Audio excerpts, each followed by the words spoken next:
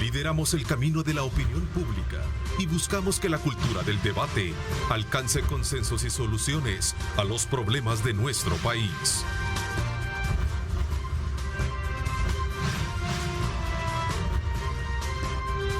Diálogo con Ernesto López. ¿Qué tal? Buenos días, El Salvador, ¿cómo están? Qué placer enorme saludarles. Gracias mil por la oportunidad que nos dan de poder ingresar hasta la intimidad de sus hogares y, como por supuesto, siempre llevarles los temas muy importantes del país. Esta mañana hemos invitado a Dagoberto Gutiérrez para tener con él una amplia y larga conversación y análisis sobre los temas que están vigentes en nuestro país. Quiero darle la más cordial bienvenida a Dagoberto. ¿Cómo estás? Bienvenido. Muy bien, muchas gracias, Ernesto. Bueno, vamos a procurar el abordaje de varios temas que están vigentes, decía, y entre ellos voy a comenzar por algo que el día de ayer se conoció y se da en el contexto, sin duda alguna, de lo que ha sido la presentación que está haciendo el equipo ad hoc para el estudio y propuestas de reforma a la Constitución de la República y que se ha creado desde el Ejecutivo y en este caso pues dirigido por la Vicepresidencia, de las cuales ha causado diferentes reacciones. Incluso ya invitó a distintas organizaciones de la sociedad civil a una presentación del proyecto, pero ayer salieron al paso ciertas organizaciones como FESPAD, FUDEXO, Acción Ciudadana, FUSADES, ANEP, FUNDE, entre otras, Centro de Estudios Jurídicos, en la que no van a poder reunirse, ¿verdad?, por considerar que no otorga condiciones de legitimidad democrática. Es más, lo dice así. Invitó a distintas organizaciones de la sociedad civil a una presentación de proyecto para reformar casi toda la Constitución. Es válido actualizar la Constitución en debida forma, pero en este proceso y bajo el actual contexto no otorga las condiciones de legitimidad democrática. Por tanto, no van a participar de estas presentaciones. Incluso han publicado un comunicado en la que lo dicen o lo titularizan así: no.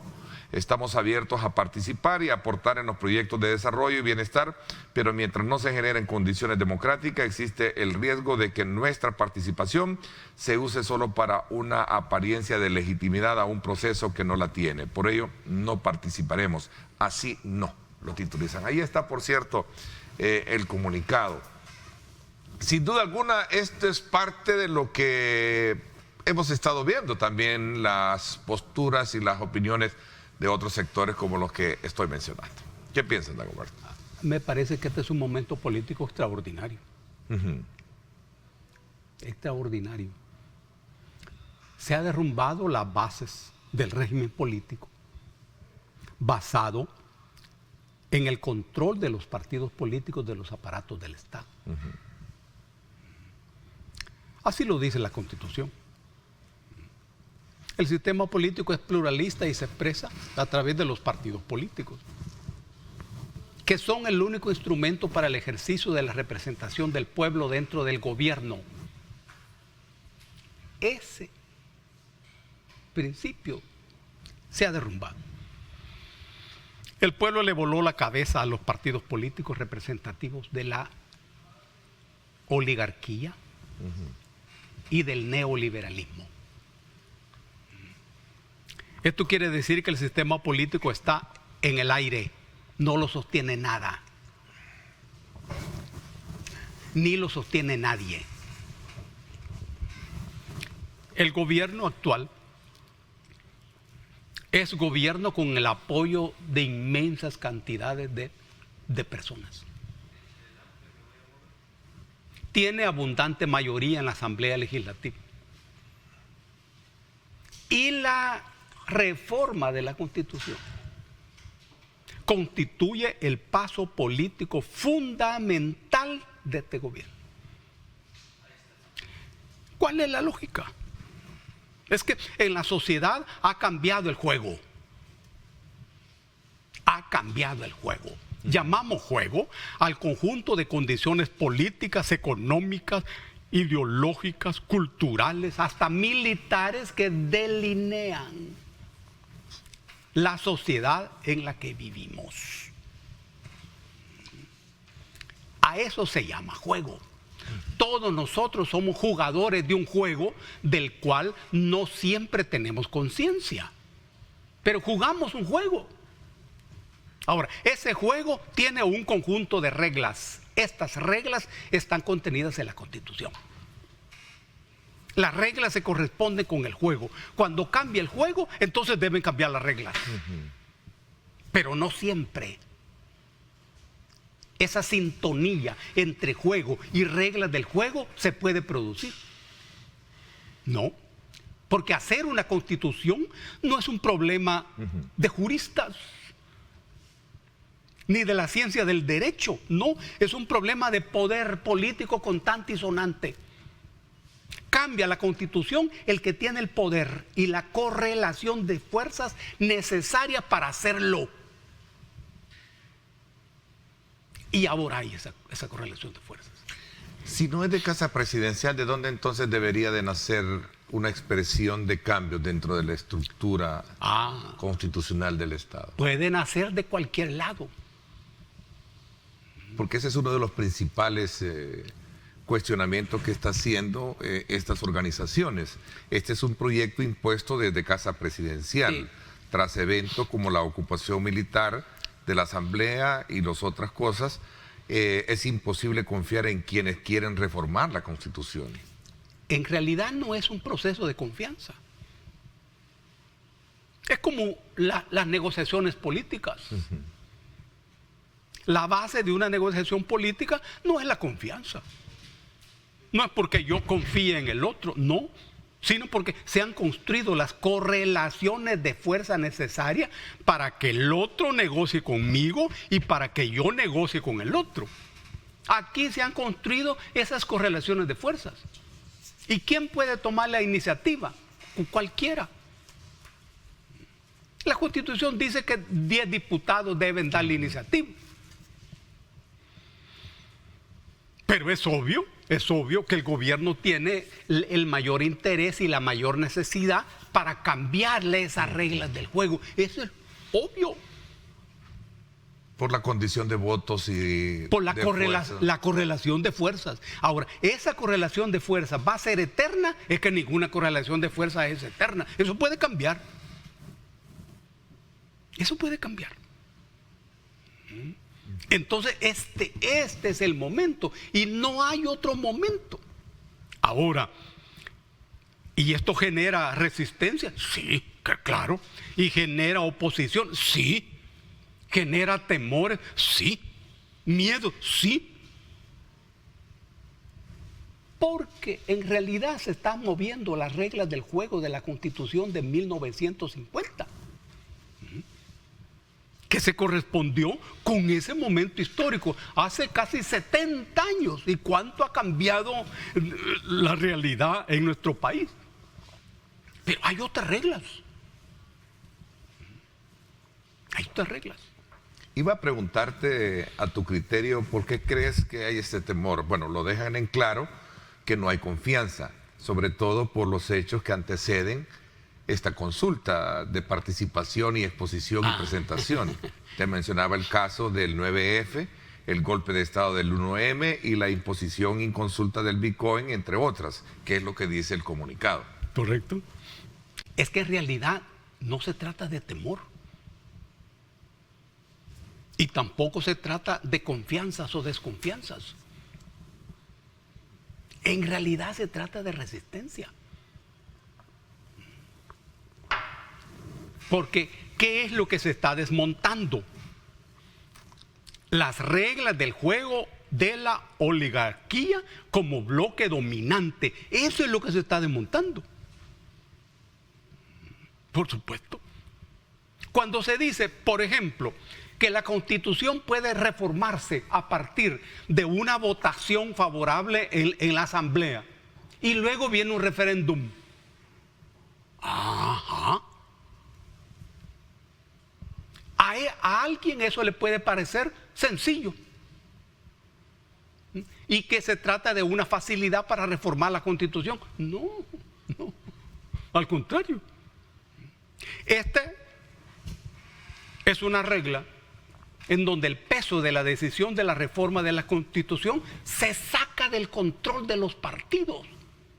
El tema no sigue siendo manejado intramuros, no. Es el pueblo el que va a decidir si se cambia o no se cambia la Constitución. Es otra regla. Es otra regla. ¿Y qué significa esto? Bueno, para que el pueblo decida, el tema debe ser discutido ampliamente en la sociedad. En los sindicatos, en las universidades, en las asociaciones comunales, en las alcaldías, en los pueblos. Esto significará que la gente conozca, entienda, discuta y opine sobre la Constitución. Y esto es peligroso para determinados sectores, que entienden que lo más conveniente es que la gente no sepa nada de eso y que la Constitución les parezca algo lejano, extraño y que no tiene nada que ver con su vida de todos los días. Claro. Y entonces hay oposición a eso. Porque la cabeza de la oligarquía teme al pueblo. Para la oligarquía, el pueblo es un monstruo de 1000 cabezas. Y por eso aquí no hay ni referéndum ni plebiscito. Y cuando se dice, bueno, aquí vamos a tener plebiscito y referéndum. Y cuando se dice, además, algo que casi es un delito, que el pueblo va a tener iniciativa de ley.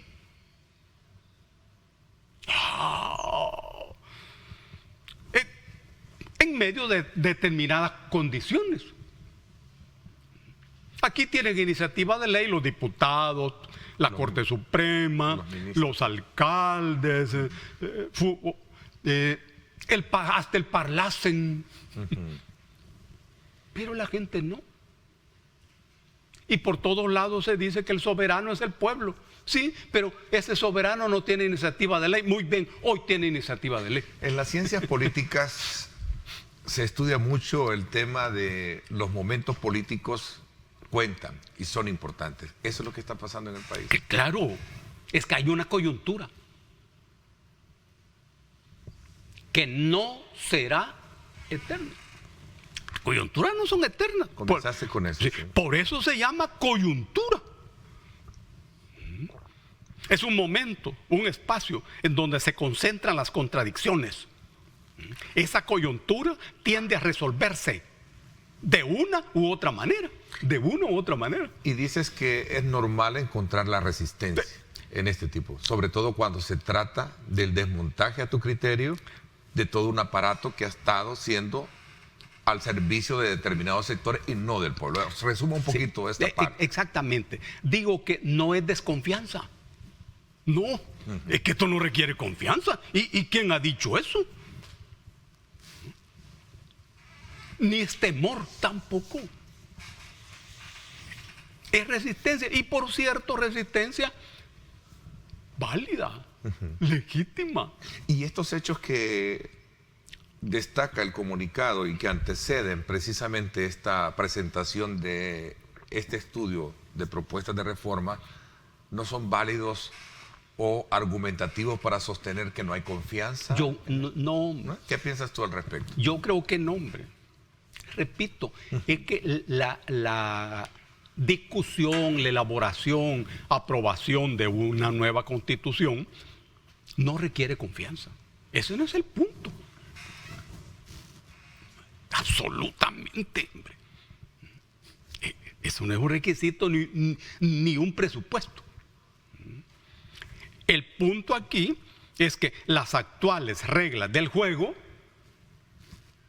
convienen a los sectores que se están resistiendo al cambio de reglas del juego. Pero los sectores que se resisten al cambio de reglas del juego no tienen el control de los aparatos del Estado. Ese es el gran punto. ¿Me quieres decir que si hubiese sido otro gobierno respaldado por un partido, pongámosle en este caso Arena, si lo hubiese hecho, las condiciones serían de reacciones diferentes? No. Un gobierno respaldado por Arena ni estaría pensando en reformar la Constitución. No, si es la Constitución de ellos. Es la Constitución que les dice el sistema político es pluralista y se expresa a través de los partidos políticos, que son el único instrumento para el ejercicio de la representación del pueblo dentro del gobierno. ¿Quién de los partidos va a querer cambiar eso? Ese es el punto. Pero hoy no es el momento de los partidos políticos. A lo mejor viene después. En varios puntos de la reforma se pone como condición que no sean miembros de partidos políticos. Mira qué momento. Mira qué momento. Entonces, algunos de esos sectores que se resisten legítimamente tienen razón para hacerlo. Tienen razón, por supuesto. Y qué bueno que se resistan, porque es parte de la discusión, es parte de la confrontación. Si son nuevas reglas del juego, ¿a dónde hay unanimidades en eso? ¿A dónde? ¿En qué parte del mundo un nuevo conjunto de reglas del juego genera unanimidades? Sobre todo en este momento. Menos en este momento. Solo hay que ver cómo está el mundo, lo que está ocurriendo en el mundo. Ya vamos a hablar de Afganistán, por ejemplo, más adelante. Seguro. O sea, el mundo está cambiando. Sí. Y el conjunto de reglas del juego fundamentales debe tener condiciones para abrirse, tanto en la sociedad humana de nosotros, como en la sociedad política. Esas transformaciones que hay en la Constitución cambian la sociedad humana, la sociedad civil y la sociedad política. Claro. Ahora, esas transformaciones, que son transformaciones, no son cambios, no, son transformaciones y algunas mutaciones, es lógico que no convengan a determinados sectores que estaban bien así como está la cosa en la Constitución. Que es una Constitución bonita, la de 1983, más ordenada. Las reformas constitucionales deberían estar sujetas al control de una sala de lo constitucional legítima e independiente. No lo dice así la Constitución. No, lo plantea el comunicado. Bueno, está bien. Lo plantea el comunicado. Y entenderás mi postura, estoy en la obligación de preguntar las cosas que están para despejar las dudas y conocer tu opinión con relación a eso. Por supuesto, sí. Bueno, no lo dice así la Constitución, que las reformas a la Constitución. No. No. Lo que ocurre es que hay varios puntos de choque de estos sectores con el gobierno. ¿Qué privilegios estarán de alguna manera tocando en esto? Uno, se está permitiendo que el pueblo tenga acceso al ejercicio del poder.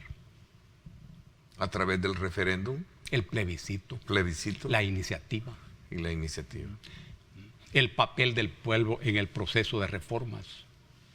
2, se está desmontando el papel de los partidos políticos, que es la base del régimen, que son las piezas que la oligarquía controla muy bien. Muy bien. Se está organizando de manera diferente el aparato del Estado. Por ejemplo, en la Corte Suprema de Justicia se organiza por un lado la actividad administrativa y luego la actividad jurisdiccional, como debe ser y como se ha venido hablando por décadas.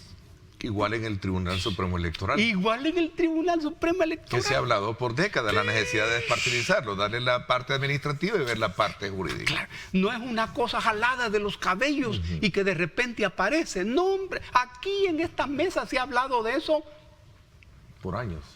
Unos 3.375.183 veces. Sí, bueno, eso es lo que se ha hecho. Sencillamente eso es lo que se ha hecho.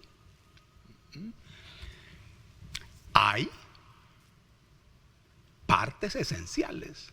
Por ejemplo, en el inciso 2 del artículo 1 se dice, artículo número 1, se dice: el Estado reconoce a la persona desde el instante de la concepción. Un texto muy elegante. Es el texto que penaliza el aborto. Pero las leyes son así. Ahora hay otro texto. Se conserva ese texto. No hay problema. Pero se dice, se reconoce el derecho del no nacido y de la lactante. Es decir, hay un equilibrio entre el no nacido y la madre. Si hubiera colisión de intereses, la ley resolverá eso. Hasta ahí. Me parece a mí una solución parecida a la que plantea Carl Sagan, el astrofísico. Tiene un trabajo sobre ese tema. Y él plantea también ese equilibrio. El interés del no nacido, sí, pero también el interés de la madre. Claro. También. Esto es una revolución. Estos son los cambios que tú has logrado identificar como tal. Regresemos un poco a la parte relacionada con el tema de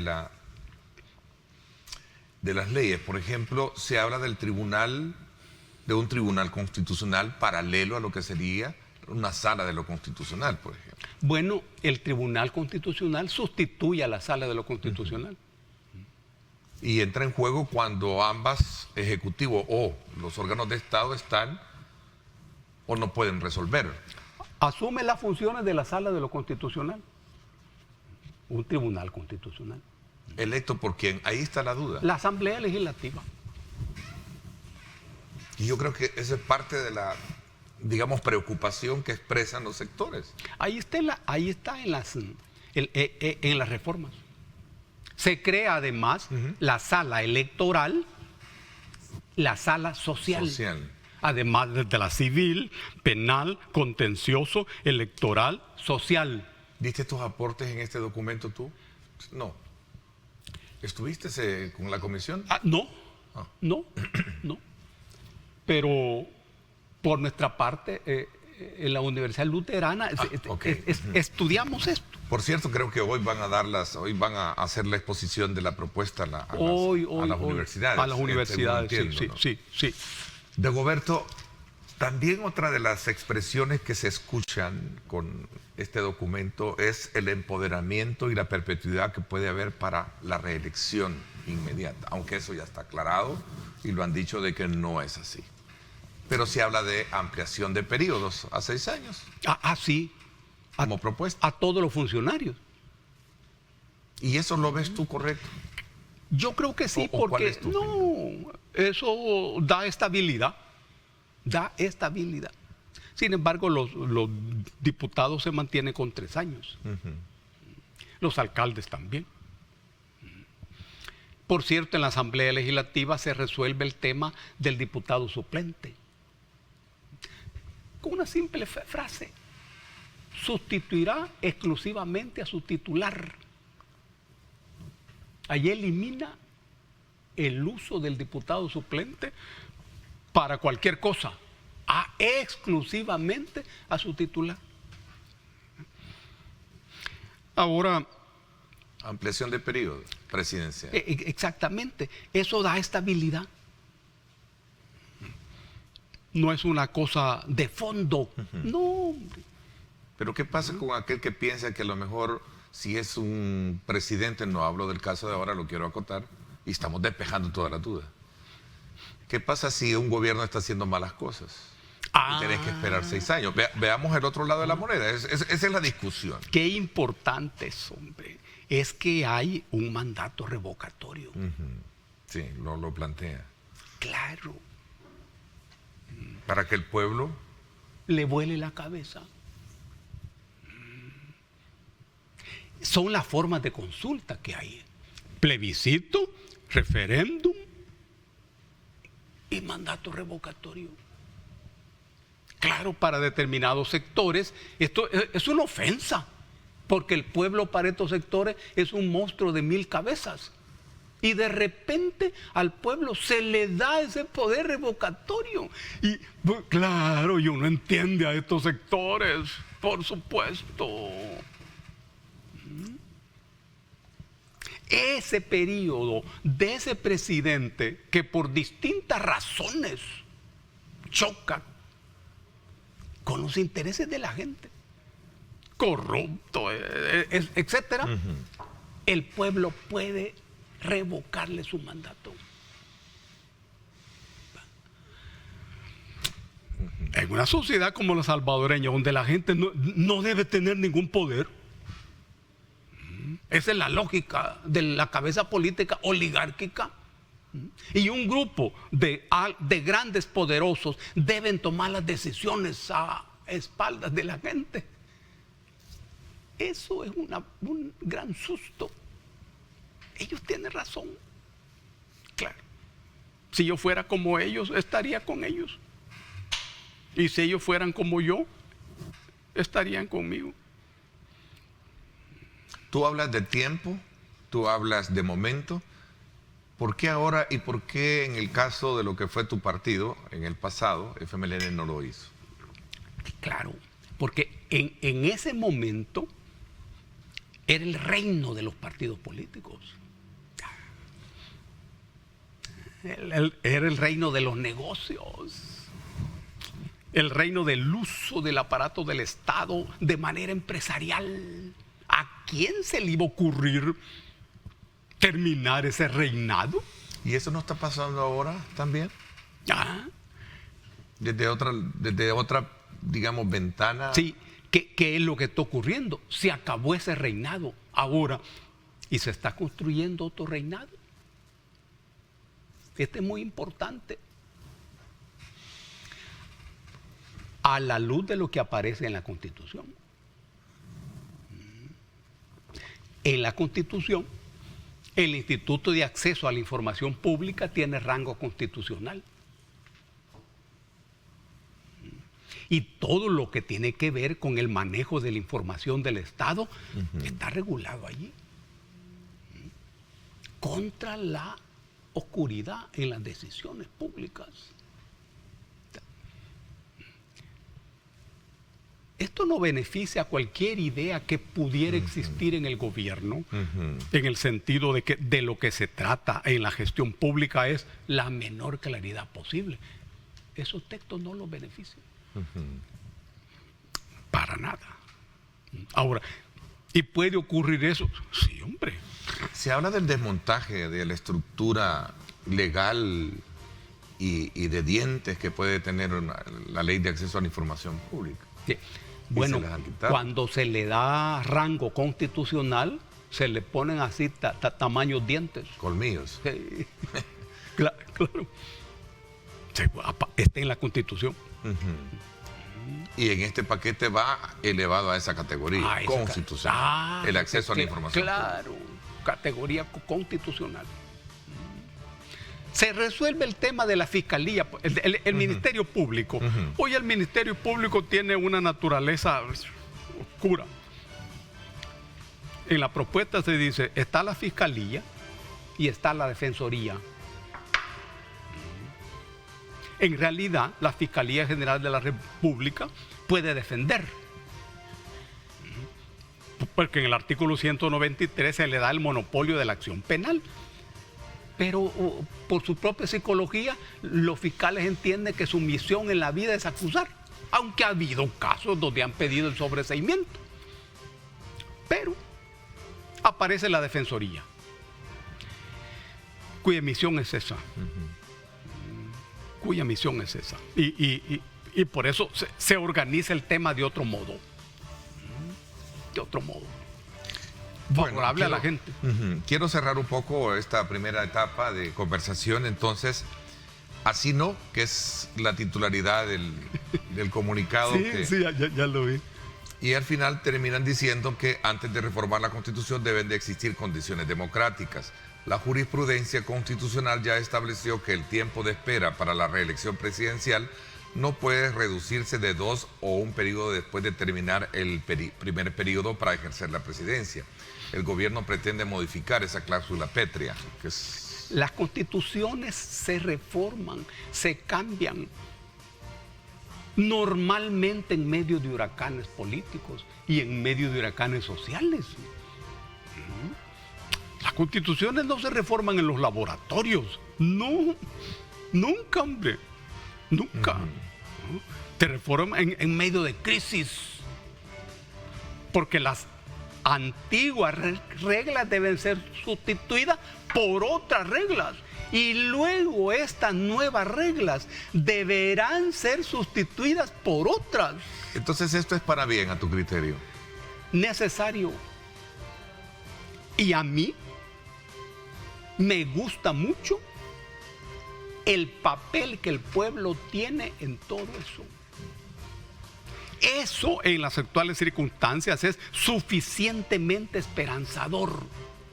Porque uno, gente como yo, no represento a nadie. No, a nadie. Pero yo hablo desde la gente. La clave no es tanto lo que se diga, sino desde dónde se dice lo que se dice. Ese es el punto. Y eso es lo que establece la diferencia entre una y otra frase. Entonces, cuando yo miro que allí, para reformar la Constitución, debe haber referéndum, y que eso es más importante que lo que digan los diputados en la Asamblea Legislativa, claro, yo estoy de acuerdo con eso.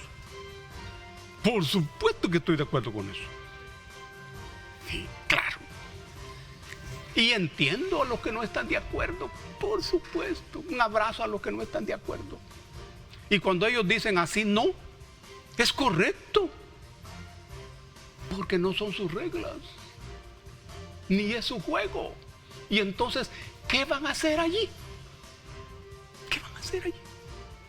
Si no es su juego, ni son sus reglas. Así no, claro. Bueno, echémosle una mirada al tema de los partidos políticos y la etapa del fiestín de negocios que dices tú que tenían, y que por eso, pues, al final no se trataba un tema tan necesario que se venía, digamos, como posponiendo, porque esta discusión de la reforma constitucional, yo recuerdo que, como tú dices, tal vez no en esa cantidad de 3.500 millones, de 300, pero sí recuerdo que han sido temas que incluso cuando tú estabas como panelista los viernes se abordaba por la necesidad de establecerlo. Pero no teníamos la correlación de fuerza. Y eso es un tema de poder. ¿No crees que en algún momento también estos sectores lo que hablan es de un abuso de poder para cambiar cosas? Es que cada quien tiene una noción del uso del poder. Cada quien. Como el poder no es una cosa que yo me la meto a la camisa. No. El poder es una relación social. Relación social. Que se basa en la diferencia de recursos. Y que sirve para transformar la realidad o para impedir que cambie. Ese es ese poder. Cada quien usa el poder o para transformar la realidad o para impedir que cambie. Okay, interesante. Me queda claro. Voy a regresar también y vamos a ver cómo hilvanamos un poquito los temas. Me gustaría conocer también de tu persona, ¿cómo ves este tema relacionado con las capturas de tus ex compañeros de partido FMLN, por ejemplo, que están detenidos? Voy a hablar de esto cuando regresemos, ¿te parece?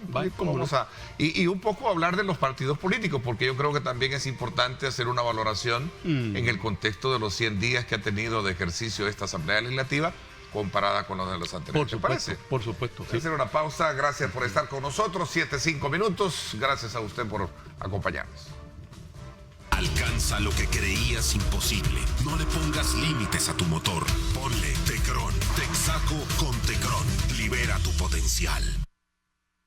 Más de 100 años evolucionando para ser insuperables. Texaco con Tecron. Libera tu potencial. Vamos de inmediato a conocer cómo está el tráfico a esta hora de la mañana en el sector de Boulevard Los Héroes. Ahí puede apreciar usted la circulación que tenemos vehicular y pues la libre circulación que existe, y eso le permite a usted pues tener esta alternativa para desplazarse por la zona sin mayor contratiempos.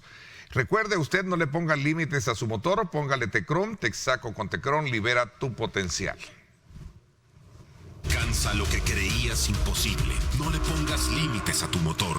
Ponle Tecron. Texaco con Tecron. Libera tu potencial.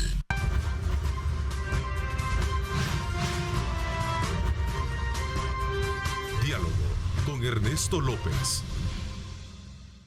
Gracias nuevamente por estar con nosotros. Estamos conversando con Dagoberto Gutiérrez, obviamente, sobre los temas vigentes en nuestro país y sin duda alguna nos hemos entretenido a analizar la propuesta que el equipo especial, el equipo ad hoc que se creó para el estudio y propuestas de reformas a la Constitución, creado a iniciativa de la Presidencia y encabezado por el vicepresidente, ha desde luego despertado muchas inquietudes en sectores. Y a bien, esta mañana, con la presencia de Dagoberto, que amanecimos precisamente con este comunicado, con esta postura en la que varias organizaciones del país, que por cierto se reunieron con el presidente la vez anterior, ¿te recuerdas? A finales de julio, creo que ya para entrar a vacaciones, se reunieron con el presidente los convocó precisamente para darles a conocer digamos, cómo estaba trabajando y de alguna manera despejar dudas. Esta reunión, recuerdo que muchos de los que estuvieron presentes dijeron que había sido una reunión bastante constructiva, productiva, ¿no?, en el acercamiento. Pero bueno, tú resumes, y quizás voy a resumir todo lo que me has hablado. Es normal ver el miedo que existe a esta transformación jurídica que el país puede tener a partir de una reforma constitucional. Hablamos casi de 250, no sé cuántos son los artículos que se plantean como reforma. Sí. Es prácticamente una nueva constitución. Es una nueva constitución. Los especialistas en esto dicen que si se reforma un artículo, ya es otra constitución. Ya es otra constitución. Qué bueno. Qué bueno. Pero vos usaste la figura del miedo. Resumí un poco lo que tú me estabas diciendo, la resistencia al cambio, como lo decía Sigmund Freud, que es el padre de la psicología moderna, por ejemplo. Sí, y esto es un cambio. Es normal el miedo, que a eso quería llegar. Y el miedo ante el cambio es normal, hombre.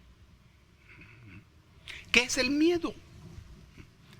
En el miedo hay un proceso que arranca con el estrés. El estrés es la presión del mundo exterior. El mundo exterior siempre lo está presionando a uno, lo está amenazando, lo está urgiendo, incluso cuando uno está en su casa. Incluso cuando uno está en su casa. Ese estrés genera un primer fenómeno que se llama miedo. El miedo. El miedo es saludable. Es la preparación del organismo a través de adrenalina para que el ser humano esté listo para cualquier emergencia y para cualquier amenaza. Ese es el miedo. Ahora, si el miedo no se supera, se llega a otro momento que se llama ansiedad, en donde desaparece el estrés, pero el cuerpo sigue con altas cantidades de adrenalina como si hubiera amenaza. Si la ansiedad no se supera, se llega a la depresión, que es el paso de la muerte. Sí. Ahora, todos sentimos miedo. Y un miedo fundamental es el miedo al cambio. El miedo a lo desconocido. Porque estos sectores han visto alguna vez un país en donde el pueblo decida la reforma a la Constitución. No. Hasta ahora eso ha sido un negocio intramuros, de lo que el pueblo no se entera. Menos participa. ¿Y algún bloque de poder le ha consultado algo a la gente en nuestro país? No. ¿Y la experiencia de consultarle al pueblo ha sido en el pasado provechosa o ha sido también mal lograda? Es que no se le ha consultado. No, hablo de experiencias en otras sociedades. México, por ejemplo, creo que México acaba de hacer una consulta. Claro. ¿Verdad? Los gobiernos inteligentes hacen eso.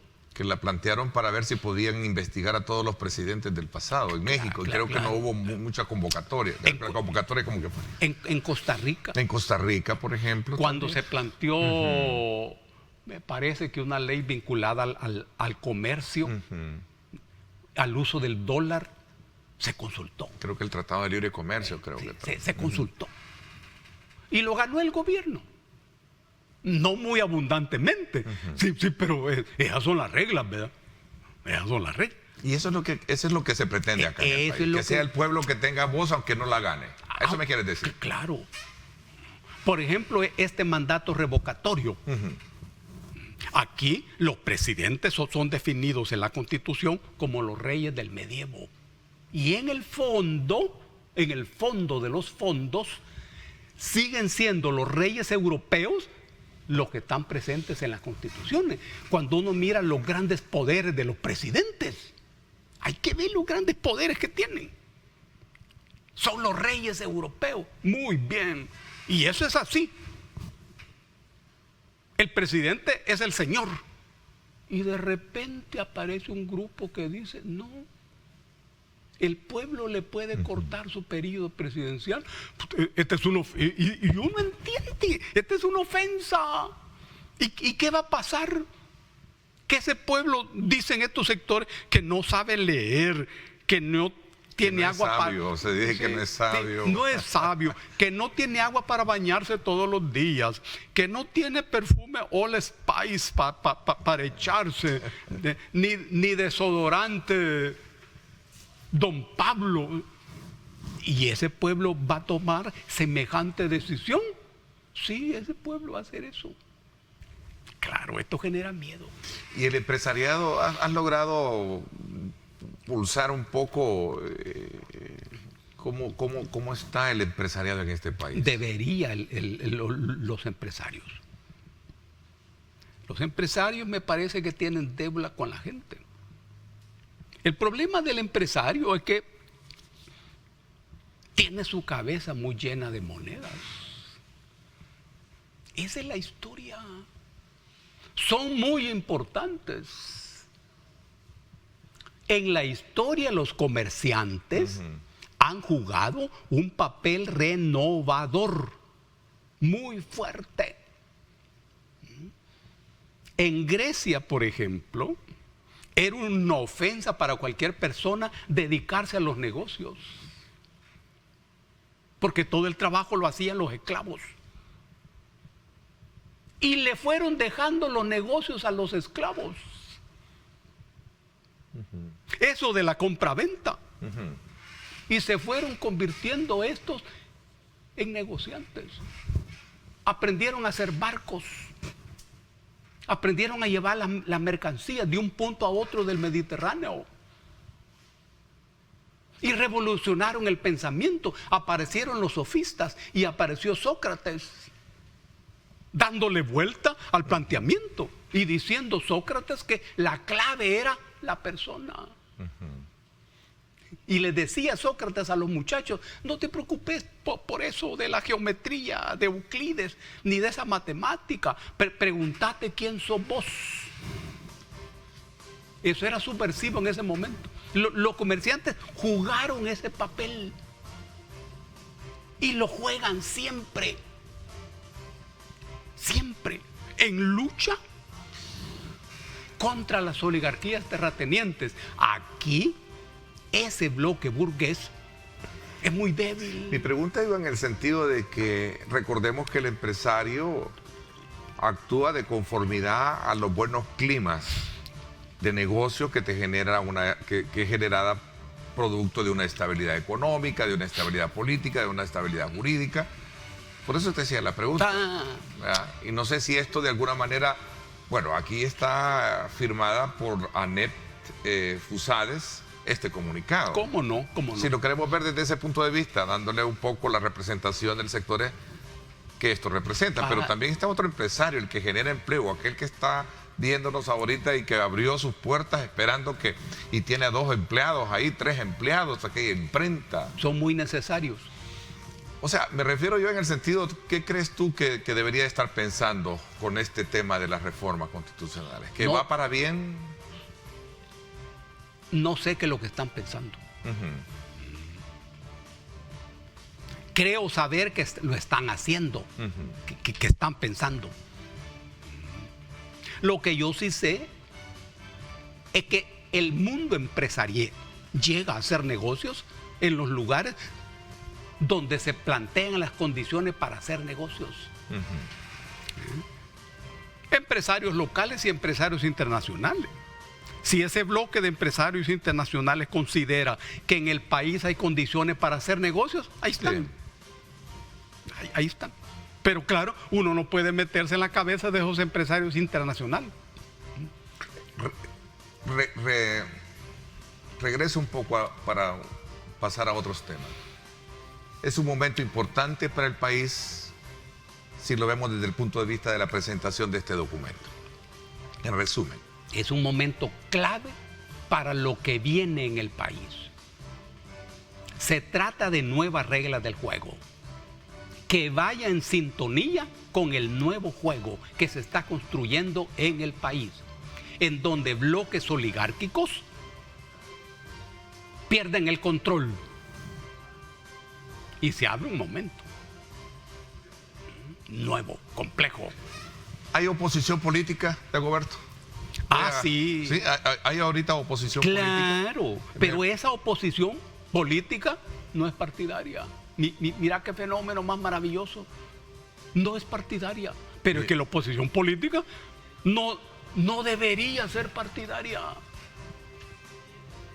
Nunca.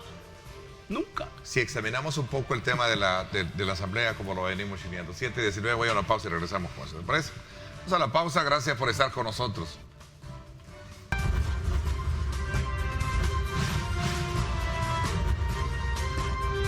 Diálogo con Ernesto López. Gracias nuevamente por estar con nosotros a esta hora de la mañana. Antes de continuar nuestra conversación con Dagoberto Gutiérrez, quiero recordarles a ustedes que pueden participar y ganar con Coaspa e Innova por depósitos a plazo fijo de $10,000 más $100 en aportación. Usted puede recibir un cupón para participar en la rifa de una camioneta Mercedes-Benz GLB 200 y por abrir un ahorro programado Innova con $100 y más $100 en aportación, también recibe otro cupón para participar en la rifa de otro vehículo tipo sedán Mercedes-Benz A180. Gane, participe, estrene carro nuevo, participe y gane con Coaspa e Innova. Dagoberto, ¿cómo ves el debate legislativo? ¿Hay oposición o no hay oposición? En la Asamblea Legislativa. En la Asamblea. ¿Cómo no? Es que en toda la sociedad se ha construido una fuerte oposición política, como debe ser. Como debe ser. En esa oposición no juegan los partidos políticos, porque los partidos políticos han desaparecido. Además, la oposición de los partidos es parte del juego. Porque en todo caso, los partidos han de ser leales a ese juego. Porque ellos son parte del Estado, del aparato del Estado. Por eso es que el Estado les paga por su trabajo en las elecciones. Les da dinero por cada voto que saquen. Es decir, los ciudadanos, además de votar por un partido, le pagamos por el voto. Pero ahora hay en la sociedad una oposición política. Es decir, una oposición de verdad, en donde esos sectores están defendiendo sus intereses de manera directa, lo cual es legítimo. Y el pueblo hoy como nunca antes tiene oportunidad de mirar quién es quién. Con los partidos políticos no. Ahora bien, la Asamblea Legislativa, ese es otro anfiteatro.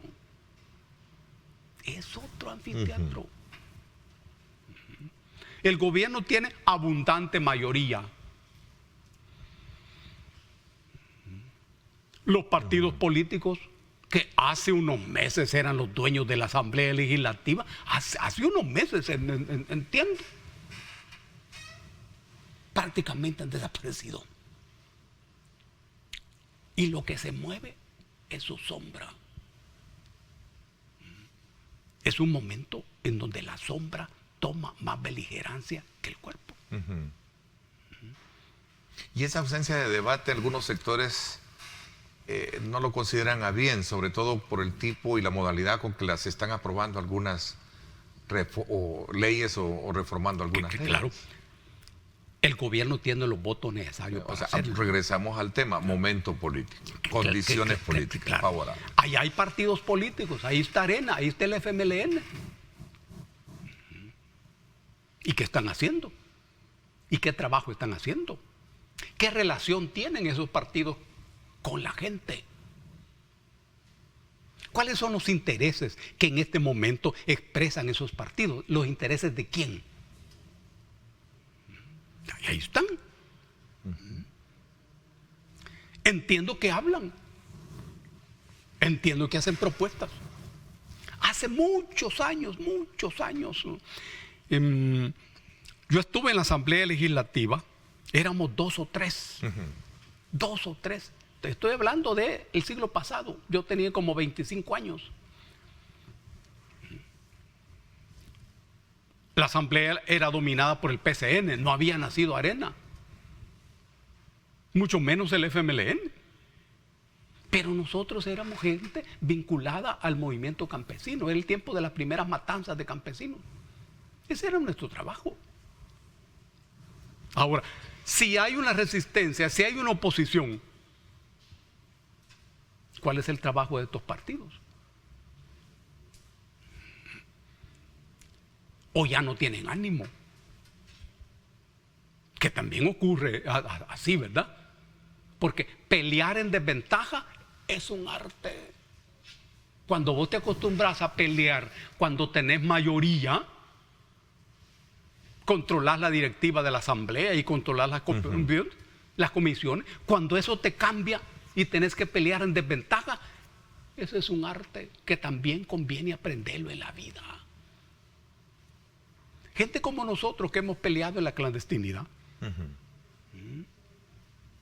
en las desventajas de la guerrilla, no nos sorprende eso, pero a lo mejor a ellos sí.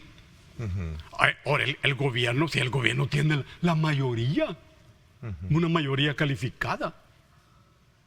Ahora, yo pienso que los muchachos de Nuevas Ideas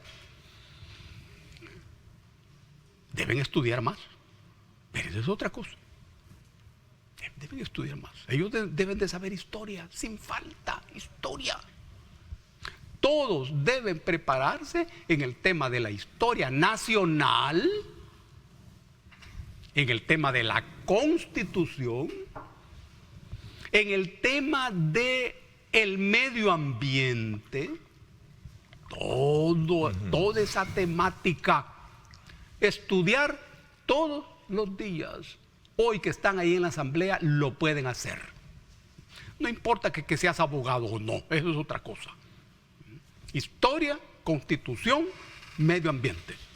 Este paquete de reformas a la Constitución, ustedes deben conocerlo así, al detalle, todos los días. Organícense para eso. Dagoberto, voy a hacer un giro. Tú hablabas de compañero de armas. ¿Qué piensas de la captura de tus ex compañeros de partido? Violeta, Erlinda. Claro, ahí hay dos aspectos. Uno, los aspectos jurídicos, que eso lo resolverán los abogados defensores y los jueces. Y dos, los aspectos políticos. A mí me parece que el principal golpe político de esa coyuntura viene dada porque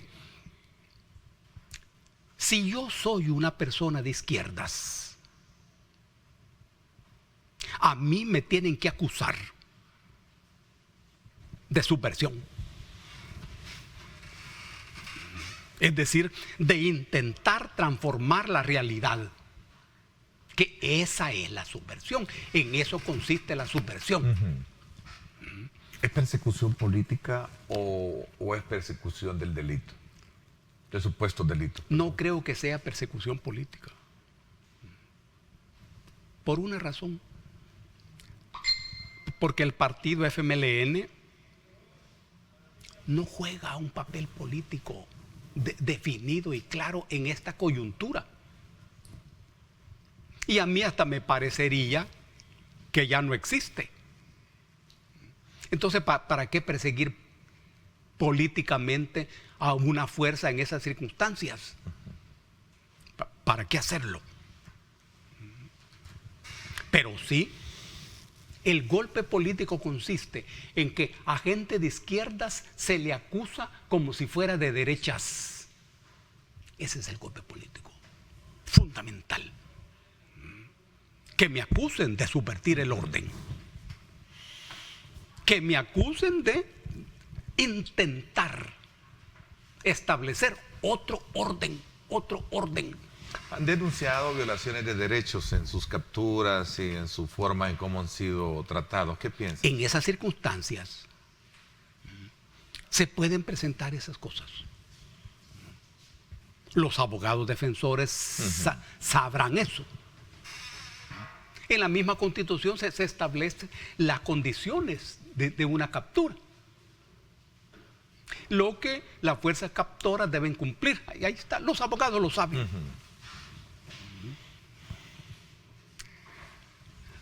Son cosas jurídicas.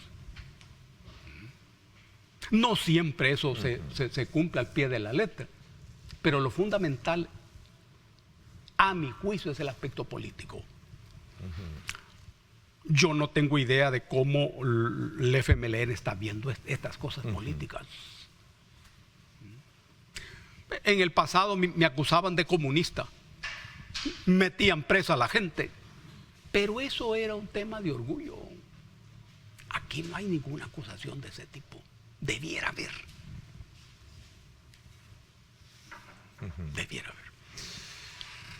Bueno, hay elementos que sin duda alguna dejan entrever de que los partidos políticos están prácticamente desmontados de poder ejercer una oposición contundente frente a lo que consideren a lo mejor se esté haciendo malas cosas.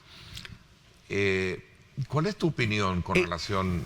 En la historia política, la oposición contundente no siempre llega de los partidos políticos, llega de la fuerza social. Pero esa fuerza social, ¿de dónde la podés encontrar? Si ahí está, es esa. ¿En la Constitución? ¿En no, esa expresión o qué? No, es esa. Esta, así no. Así no, esa es la oposición. Todo eso es la oposición. Te digo porque yo no he visto ahora, digamos, actuar, por ejemplo, ante los sindicatos, eran inmediatamente los que ponían el grito en el cielo por cualquier cosa, ¿no? Brillante. Hoy no. Y uno no sabe por qué no. Hablando de los sindicatos, sindicatos. Si me preguntas a mí qué es lo que ocurre, yo no lo sé. ¿Qué están esperando? Yo no lo sé. ¿Cuál es su posición frente a este paquete de reformas a la Constitución? Que deben tenerlo. Y deberías invitar vos a dirigentes sindicales aquí. Invitar a los azucareros. Hay poco que decir en este paquete sobre el tema de los derechos laborales, preguntaba alguien acá. No. ¿Cómo no? ¿Cómo no? Pero es que las cosas no se entienden así. Algo es importante solo porque hablan de mí. No, cuidado. Hay que entender el bosque del poder. Y dentro de ese bosque, ahí está el arbolito de uno. Pero dentro de ese bosque, si queman el bosque, pues van a quemar mi arbolito. Por eso te preguntaba, ¿cuál es el examen que le haces tú particularmente al tema opositor? La oposición partidaria no existe. Desaparece. Sí, o sea, no existe, pero según a tu criterio. Aparece la oposición política. Ajá. ¿Qué es eso? Que la representan las organizaciones, deberían de ser los sindicatos, etcétera, etcétera. Esa es la oposición política. Esa es poderosa. Tiene los medios ideológicos. Tiene universidades. tiene grupos empresariales. Esa es la oposición. Y siempre es así. Esa es la oposición real. No la de los partidos políticos. No. Porque el partido político tiene un universo limitado. Es parte del juego. Los partidos políticos son parte del juego. Y cuando hay bipartidismo, eso es más diáfano. ¿Qué garantías puede ofrecer si la Corte Suprema de Justicia está también al servicio del Ejecutivo? Pregunta alguien. Ajá. Yo no sé si la Corte Suprema de Justicia está al servicio del Ejecutivo. Lo ignoro. Normalmente no debería ser así. Pero si alguien afirma que es así, sabe más que yo sobre eso. Okay. Voy a la pausa. Vamos, 7:36 minutos. Pausa y regresamos con más. Mira, está por entrar en juego un nuevo modelo económico, monetario, perdón. El tema del Bitcoin. Me preguntan acá qué piensas tú al respecto. Voy a hacer la pausa y regresamos un poco y hablando de otros temas. Gracias por estar con nosotros.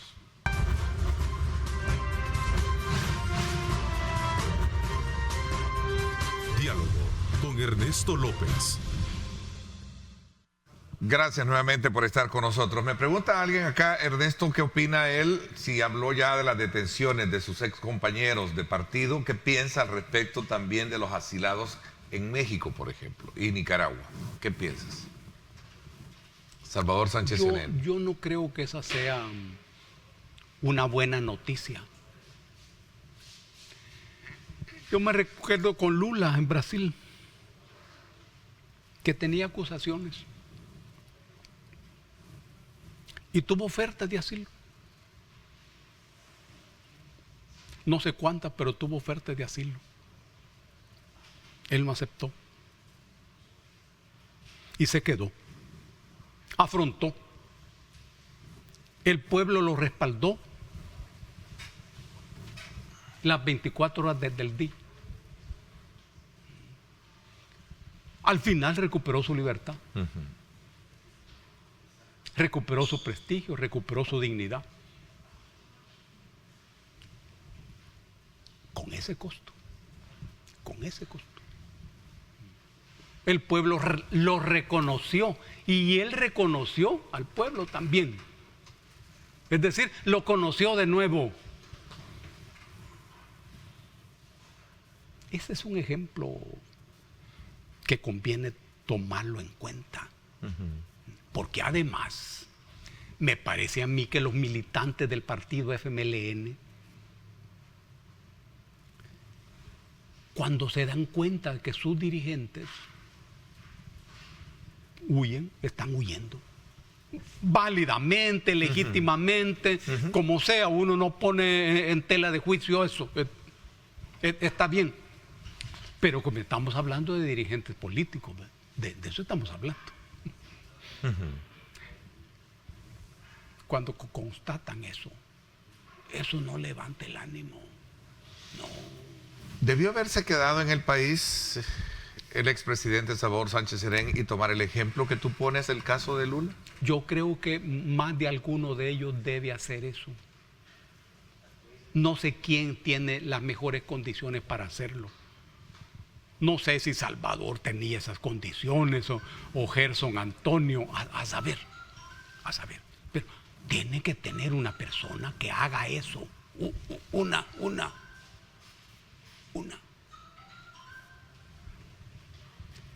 Que enfrente y que afronte. Y que demuestre su inocencia.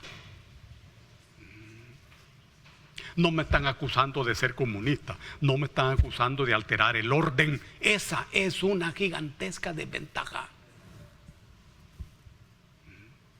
Una gran desventaja. Aducen que no se presentan porque no hay garantía jurídica o independencia judicial para poder llevar un caso. Que claro, esto me recuerda a mí mis años de estudiante en la universidad, en la UES. Teníamos algunos compañeros que decían, mira, yo no me voy a meter a la lucha, porque estoy estudiando el marxismo. Cuando termine de estudiar el Capital, la ideología alemana, la Sagrada Familia, a Engels, a Hegel, entonces me voy a meter.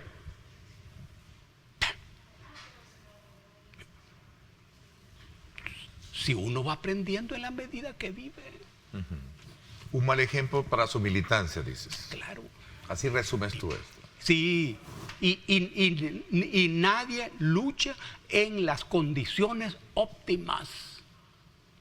Porque los seres humanos hacemos la historia, pero no hacemos las circunstancias dentro de las cuales hacemos la historia. Esas circunstancias no las elegimos nosotros ni las ponemos nosotros, pero son esas circunstancias en las que se hace la historia. Es que si no, pues fuera todo bien cómodo.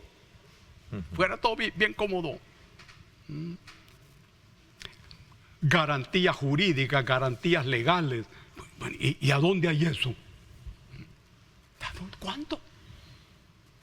Se les acusa de supuestos casos de corrupción. Pregunta a alguien, don Dago, ¿todavía hay o ya se quitó la corrupción en el país? No, qué maravilloso eso. Qué maravilloso eso. No, hombre. Pero conviene que nos pongamos de acuerdo en una cosa.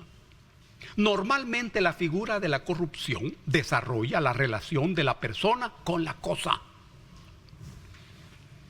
Eso es lo que aparece en el artículo 240 de la Constitución, referido al enriquecimiento ilícito. Es el funcionario que se apropia de una cosa y aumenta su patrimonio de una manera ilícita e injusta. Ese es el enriquecimiento ilícito. Pero ocurre, compañero, vos que estás opinando sobre esto, que la corrupción entabla la relación con el poder. La Constitución dice, los funcionarios son delegados del pueblo. ¿Y qué significa la figura delegado? El delegado es aquel que ejerce un poder que no le pertenece. Esta es la esencia del problema. El delegado ejerce un poder que no le pertenece. Eso ocurre con el funcionario, con todos los funcionarios. Ahora, ¿y a quién pertenece el poder? A la gente. ¿Cuándo aparece la corrupción? Cuando ese funcionario usa el poder como propio y lo pone a su servicio. Esa es la corrupción. Esa es la corrupción. Tiene que ver con el poder, no en la relación de la persona con la cosa. Claro que vos me podés decir de que el poder es una cosa, eso es cierto, y eso es cierto. Pero ya dijimos, el poder es una relación social que funciona entre personas. Yo no tengo poder sobre un perrito que se llama confite. No, porque el confite es una cosa. El poder se ejerce entre seres humanos. Allí está la raíz de la corrupción. Entonces vos decís, y en El Salvador hay corrupción todavía. Por supuesto, yo creo que la habrá siempre. El tema es cómo se combate. La corrupción es que normalmente se combate al corrupto, pero no a la corrupción. No, porque te das cuenta que si definimos así la corrupción, este es un tema estructural. Y esto de la prescriptibilidad de casos, esto de las comisiones, ¿cómo lo estás viendo tú? Es muy están indagando. Las comisiones legislativas, por ejemplo. Bueno, la prescripción de los casos. Veamos lo primero. Allí la historia iba avanzando. Bajo los gobiernos militares aparece esta figura del enriquecimiento ilícito. Y entonces se perseguían los casos hasta el momento en que el funcionario estaba en el cargo. Después se perseguían los casos 2 años después. Luego apareció 10 años después. Hoy en el paquete de reformas, 15 años después. Esa es la propuesta que viene en ese punto. 15 años después. Si vos me preguntas a mí, yo digo, debe ser imprescriptible. no debe prescribir. Porque el funcionario público no debe llevarse ni una agujita de los bienes públicos. Pero en el proyecto aparece 15 años. Bueno, está bien. Ahora bien, las comisiones de la Asamblea, la segunda pregunta que a vos me hacías. ¿Sí? ¿Qué evaluación tienes? ¿Te referís a la que están investigando? ONG Fondos, ¿verdad? Una, y también el tema de la entrega de sobresueldos, que busca conocer el mecanismo. Pero me piden la pausa y hablamos de eso todavía, vale. ¿te parece? Para que nos ampliemos más. Vale, ¿cómo no? Vamos a ir un poco ya aterrizando. 7:47, gracias mil por participar enviando sus comentarios. Gracias.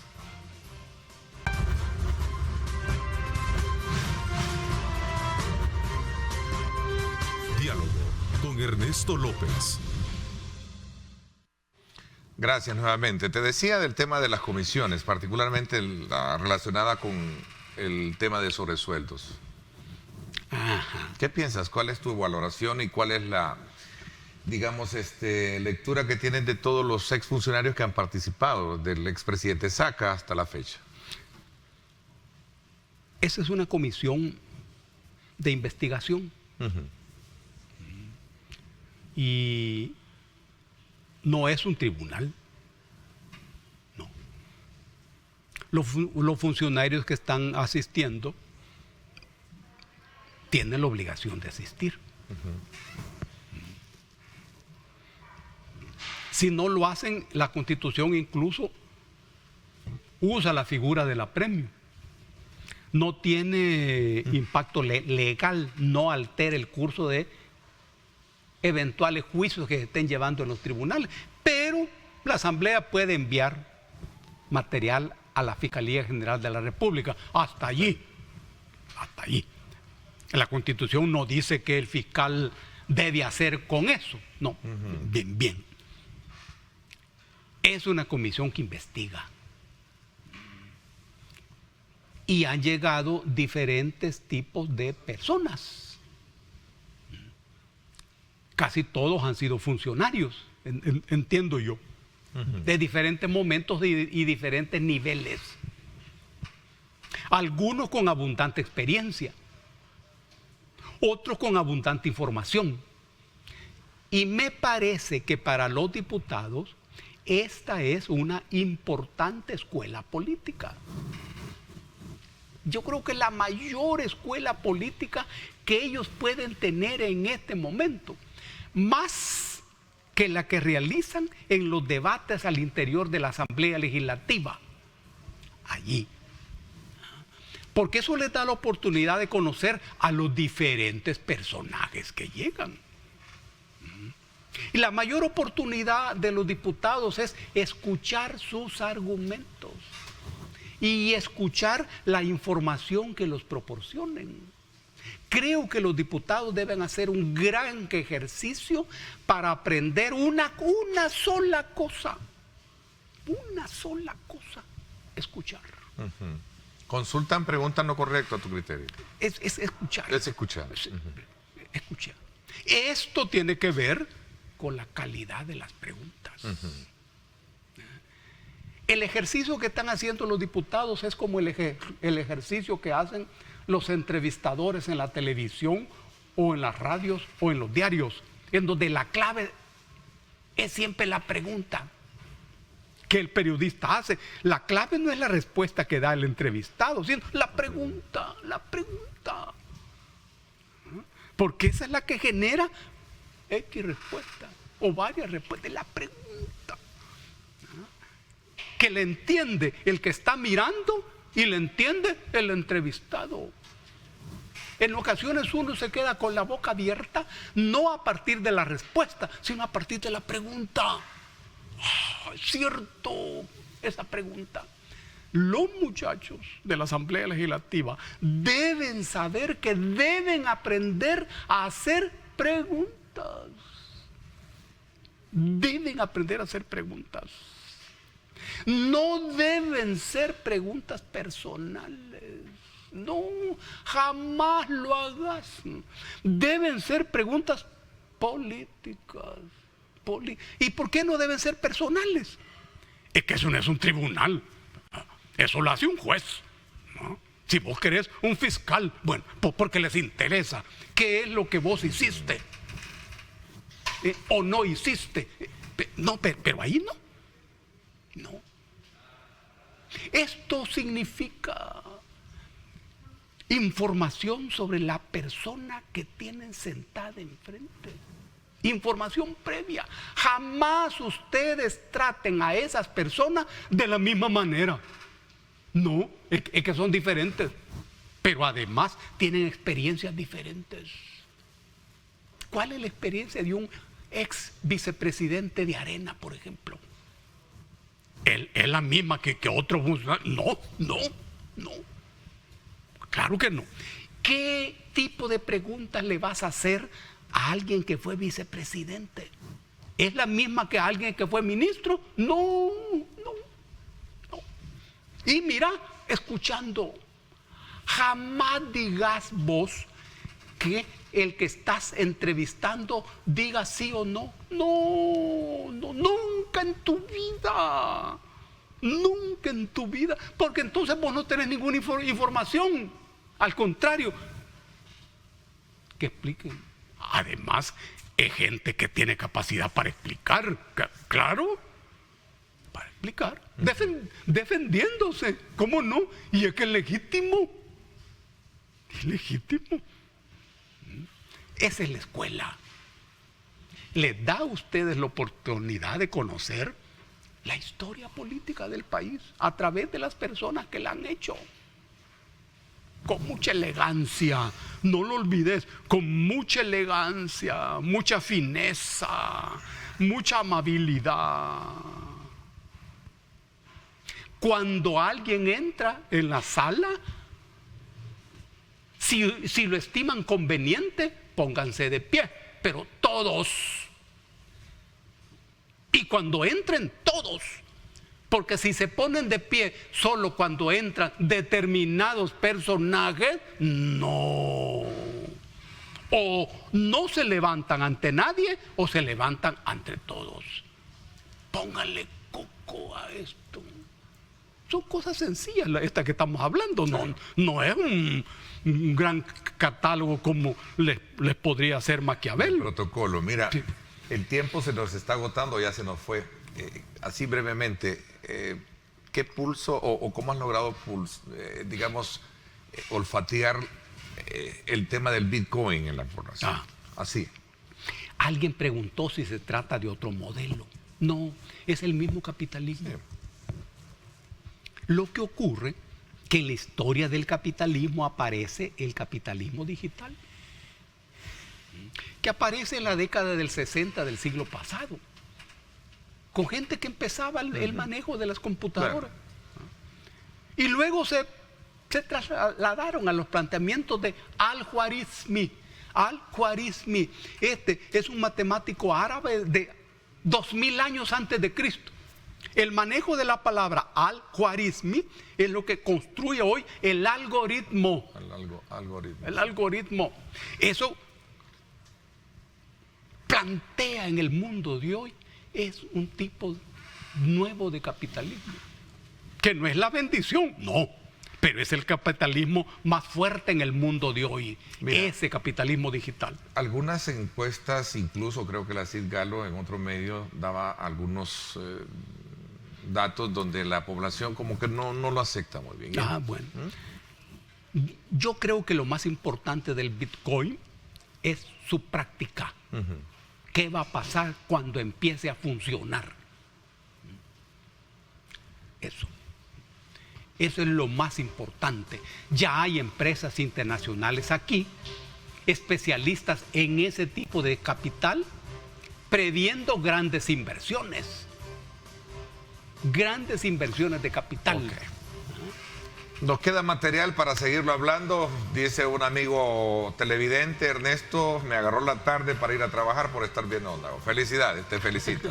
Un abrazo. Te agradezco muchísimo que siempre tengas la disponibilidad, Dagoberto, de venir al programa y dar el abordaje de los temas que hemos tenido esta mañana acá para el país. Exactamente. Muchas gracias. Te agradezco muchísimo. Está bien. Siempre. ¿Cómo no?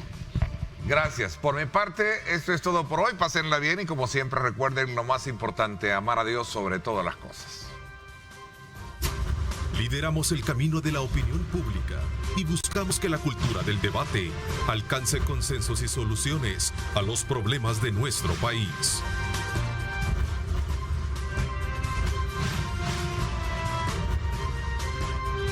Diálogo con Ernesto López.